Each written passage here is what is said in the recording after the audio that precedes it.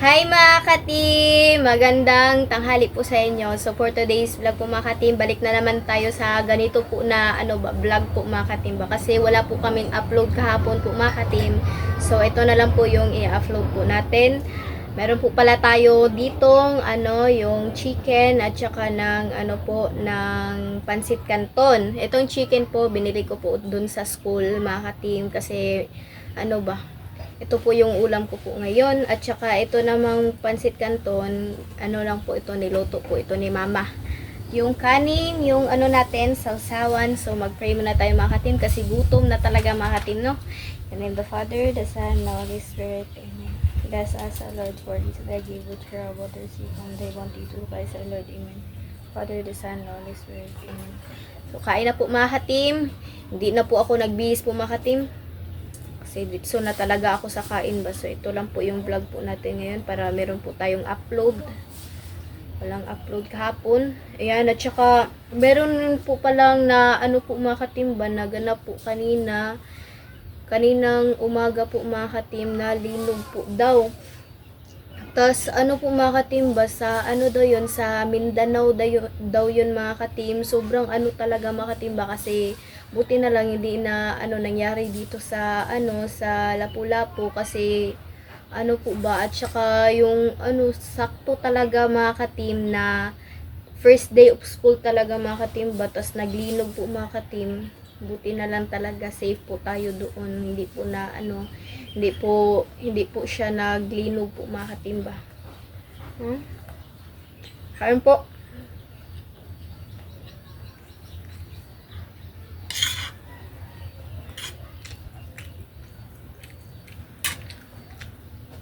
At saka yung meron din akong nakita mga video po mga katim na yung Jensen daw, yung Jollibee daw dun sa Jensen is na daw like na lumpag po mga katim ba, yung na siya mga katim.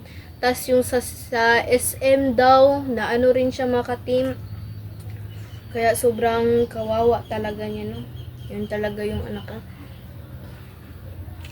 Kaya madami daw yung estudyante na namatay po daw mga katim. Sabi po nila.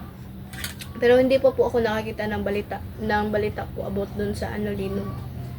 Tapos kakarating ko lang po mga katim ba, tapos pinakita po ni mama na nangyari po sa Mindanao. Kaya sobrang kawawa talaga yung mga estudyante po dun.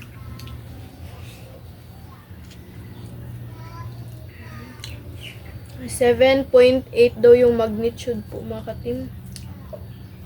Kawawa.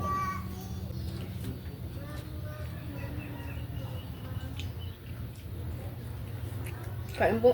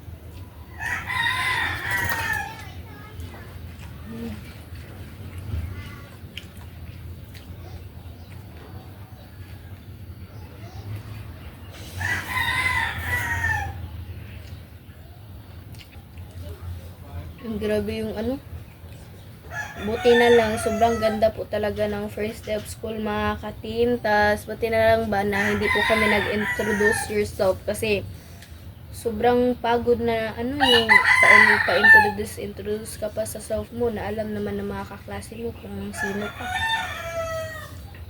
So buti na lang kasi yun talaga yung pinaka-hate ko po mga ka-team ba, yung introduce yourself talaga mga ka-team kasi tinatawanan ka sa mga kaklase mo ba.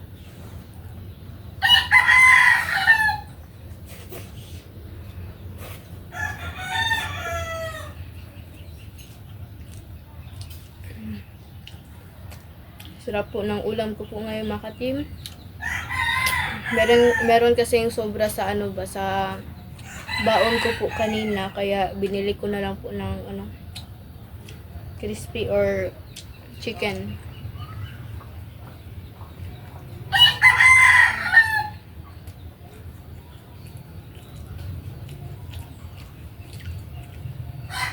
Tapos grabe talaga yung init ng panahon po mga ka-team. Kaya paglabas-labas talaga namin mga ka-team ba, yung pawis ko po mga ka-team hanggang na, kasi sobrang tas yung namin, yung party po namin sa sa room po ba, or mga upuan po mga ka-team, walang electric fan, kaya sobrang pawis talaga mga ka-team. Pero buti na lang malapit ako sa sa bintana po mga ka-team, kaya medyo siya, mahangin siya. Pero minsan-minsan lang talaga yung hangin na umaano.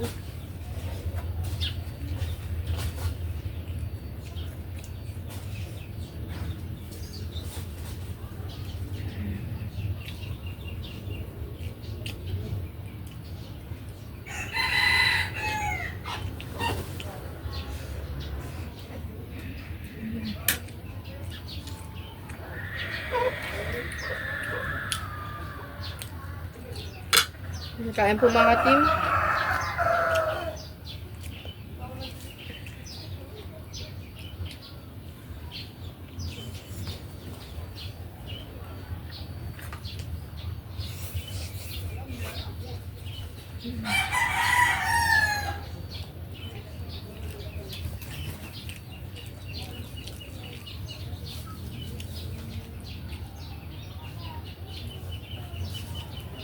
Kawawa talaga yung mga taga Mindanao. Grabe yung sobrang lakas ng 7.8 na magnitude po talaga. Buti na lang hindi namin na-experience po dito ulit, kasi na-trauma na talaga ako sa linog. Or earthquake po mga katimba.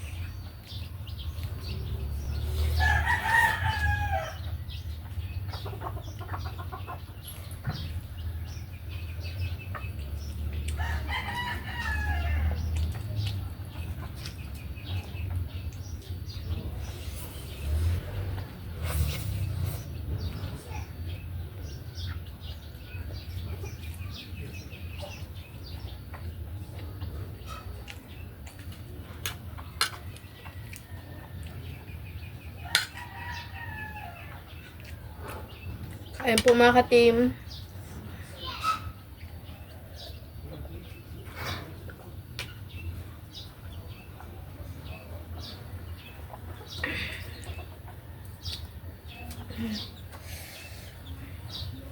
Pasensya na po kayo mga ka-team, meron po maraming langaw po ba. Ay, init talaga ng panahon ngayon. Sabayan po ba na ano, may dinadala pa po akong 4 na libro. Sobrang bigat po talaga.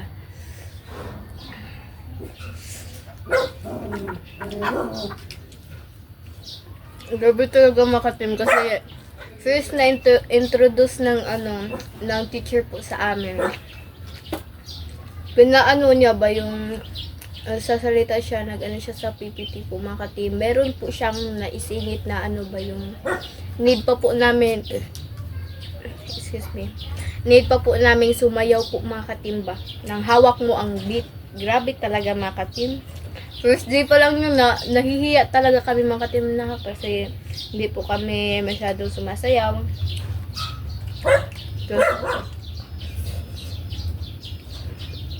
Tapos sobrang sikip pa talaga ng pwesto po namin mga ka-team. Kasi yung sakto lang yung space niya para makaupo po kami ba, hindi po kami makagalaw-galaw po ng maayos. Kaya sobrang pahirapan talaga kapag dumaan ka sa lalo na yung nasa panglas po ako ba, na upuan.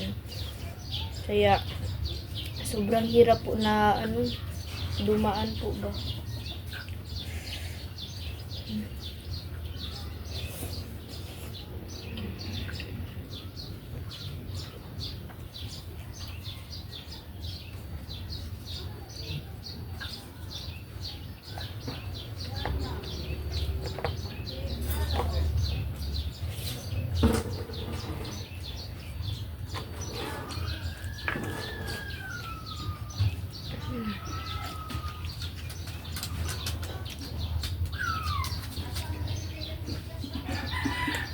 Grabe mga ka-team, at saka sobrang saya ko talaga mga ka-team kasi na na yung namin ba, may pinalit po yung namin, yung school po namin mga ka-team ba. Instead of mga first quarter, second quarter, third quarter, naging yung 3 term po siya ba. Na tinawag siya yung 3 term po mga ka-team kasi no need na siya ng 4th quarter. Kasi kapag pa may 4th quarter pa sa namin, sobrang kami mahihirapan po kami sa pag-study at saka medyo hindi namin matatapos yung yung mga lesson po. Kaya sobrang grateful po talaga kasi hindi na talaga ako magpabilisan po ng paggawa ng mga project kasi ba, meron na po, sobrang taas na talaga ng pag-discuss po namin mga ka-team. Kaya sobrang saya ko. Lalo na ngayon po mga ka-team na sobrang hina ko talaga. Meron pa talaga siyang time po mga ka-team na makapag-discuss, na mag-study pa po ako kasi yung yung pag-last po mga ka-team, yung sa grade 8, yung sasabi ko talaga mga ka-team, pinaka-worst talaga yung grade 8 kasi sobrang hinahabol ko pa talaga yung oras po mga ka-team kasi hindi ko siya magawa ng madalian kasi need pa gawin yung mga PPT or gano'n. Sobrang dami talaga ng gano'n. Pero ngayon, meron ng stress rin daw yung sabi ng mga grade 9 noon. Stress rin daw yung grade 9 ngayon kasi daw, sobrang dami daw mga activities. Pero I hope talaga, wala talagang siya masyadong activities po mga ka-team. Ayan, so first day of school, pinadala na po kami ng ng libro. Tapos, hindi pa napasa yung yung form ko po mga ka-team kasi wala pa pong picture. Kaya bukas, papasa ko bukas.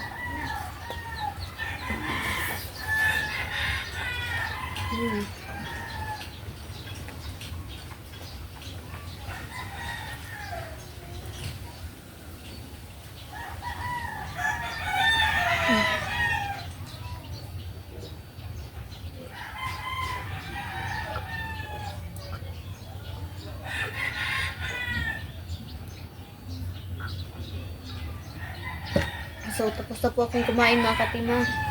So, dito na lang po yung video po mga ka-team. Thank you for watching. Bye-bye and God bless po sa inyo. Don't skip sa ad po. Bye-bye!